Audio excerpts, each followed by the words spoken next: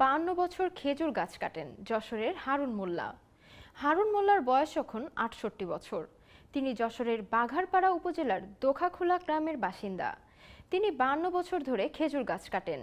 খেজুর গাছ থেকে রস আহরণ এবং সেই রস জাল দিয়ে গুড় ও পাটালি তৈরি করে বিক্রি করেন। হারুন মোল্লা মূলত কৃষক। শীতকালে খেজুর গাছ কাটেন। নিজের 12টি খেজুর গাছ আছে। অন্যের খেজুর গাছ ভাগে নিয়ে এবং মৌসুমে খেজুর গাছ ইজারা নিয়ে এই খেজুর গাছ কেটে আয় করেন। গত শনিবার দুপুরে বাঘারপাড়া উপজেলার দোহাকুলা গ্রামের মাঠে খেজুর গাছ কাটছিলেন হারুন মোল্লা।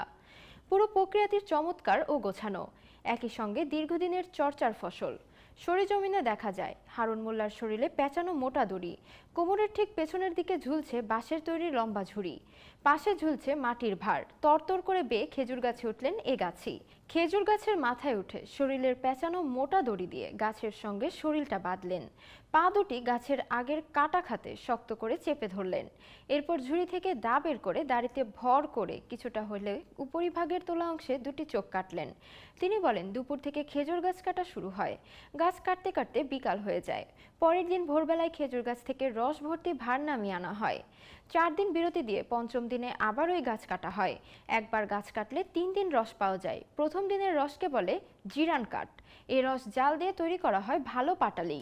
দ্বিতীয় ও তৃতীয় দিনে রসের পরিমাণ কমতে থাকে। দ্বিতীয় দিনের রসকে দোকাট ও তৃতীয় দিনের রসকে টেকাট বলে। এই রস দিয়ে ঝোলা গুড় বা চিটা গুড় তৈরি হয়। হারুন মোল্লা বলেন, মাটির তৈরি পাত্র, নান্দা অথবা টিনের তৈরি তাফালে রস রেখে 2 থেকে আড়াই ঘন্টা জাল দিয়ে গুড় তৈরি করা হয়। তবে পাটালি তৈরি করতে রস 3 ঘন্টা জাল দিতে হয়। গুড় গাঢ় হলে নামিয়ে নান্দা আফলের এক পাশে কিছুটা গুড় নিয়ে ছোট করে কাটা খেজুর পাতার ডাটা দিয়ে গুড় ঘষে সাদা করা হয়। একে বীজ মারা বলে। এরপর বীজ গুড় অবশিষ্ট গুড়ে ছড়িয়ে দেওয়া হয়। শেষে পলিথিন অথবা কলার পাতার উপর গুড় ঢেলে শুকিয়ে পাটালি তৈরি করা হয়।